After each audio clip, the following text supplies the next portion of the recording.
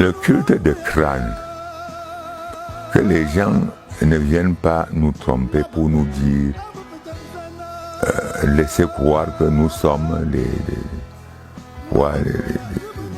des choses qu'on ne pense même pas. Nous sommes animistes, nous sommes ceci, tout ça. Non, ce n'est pas vrai. Le culte des crânes existe partout. Voilà. Le respect des morts, l'adoration des morts existe partout.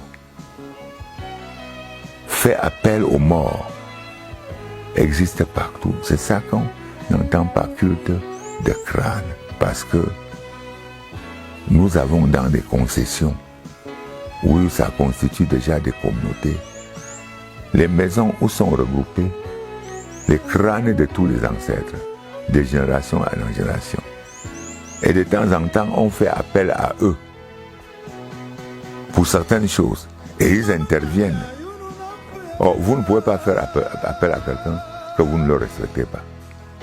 Donc, en prévoyant à faire appel à lui, entre-temps, il y a tout un certain nombre de rites qu'on pratique pour les respecter et les honorer. C'est ça qu'on entend par culte des crânes. Quand, par exemple, sur le plan religieux, que protestant, lorsqu'on va dans un cimetière prier, là, c'est pour faire quoi? C'est la même chose chez nous. Comme dans les maisons de crânes. Il y a des périodes où on doit aller sacrifier une chèvre, tout ça, voilà. Pour les donner, voilà. C'est ça qu'on entend par culte de crâne. Et ça, personnellement, je le respecte beaucoup. Voilà. C'est-à-dire que vous êtes un adepte du culte? Non, un adepte. Et c'est même pourquoi vous aurez le temps de me poser tout le temps la question de savoir quel est mon secret. Mais mon secret est que je compte beaucoup sur tous mes parents qui sont morts. Non, je compte beaucoup sur eux.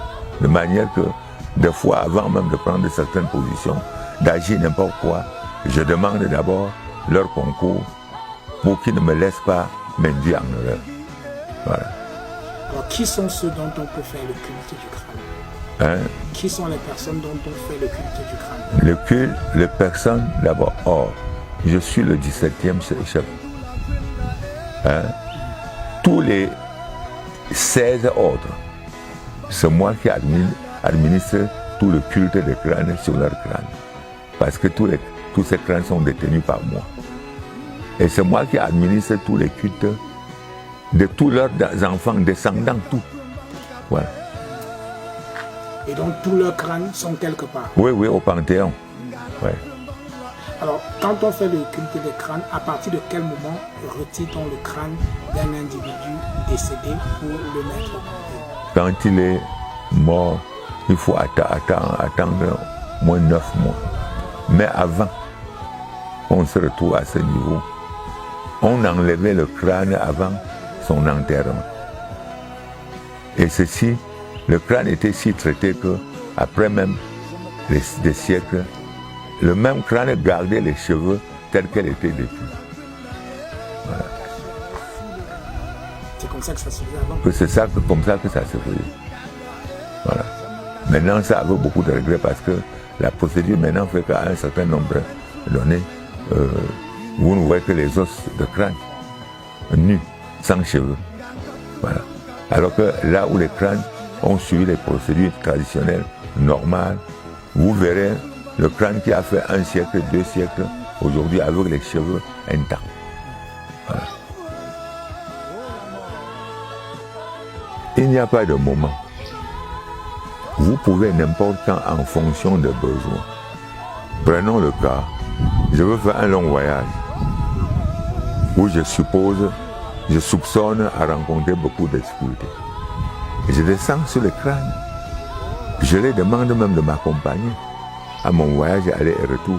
Voilà.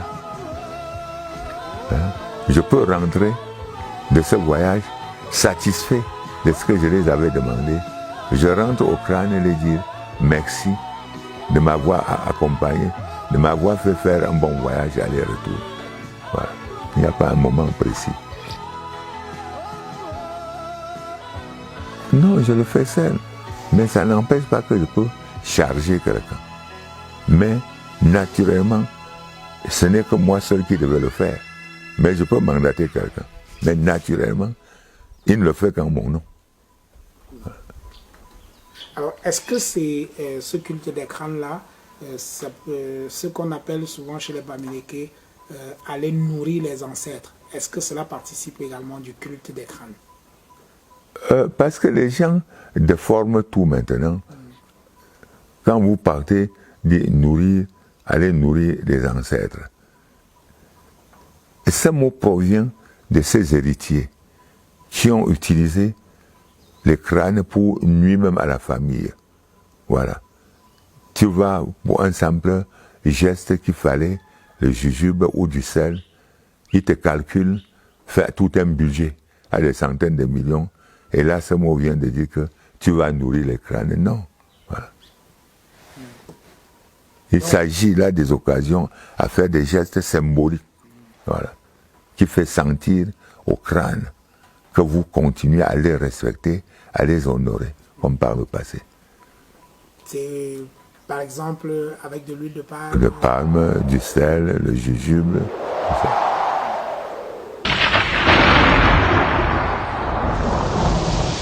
Mais le lien entre moi et mes ancêtres sont des liens permanents. Voilà, des liens permanents. À ne pas rompre. C'est la régularité de ce contact. C'est-à-dire la manière dont je m'intéresse d'eux.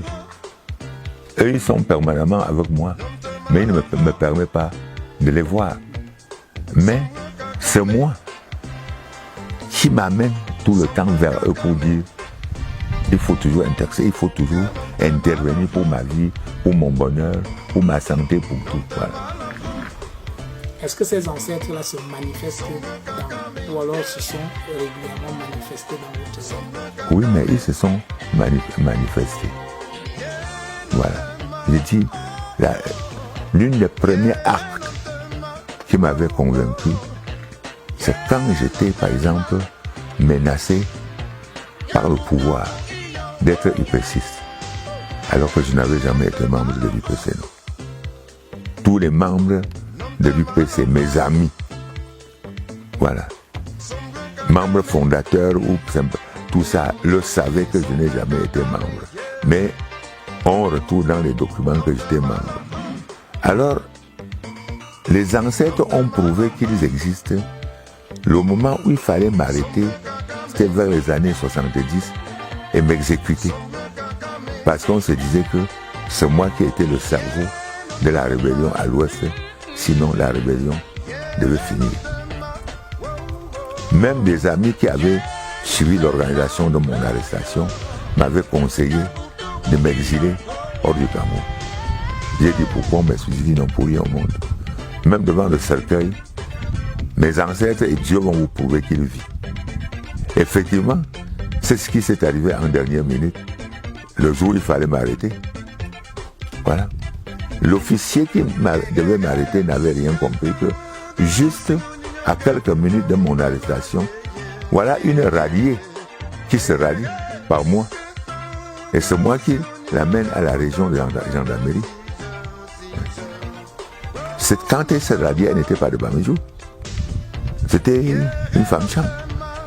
Pas une illettrée, non.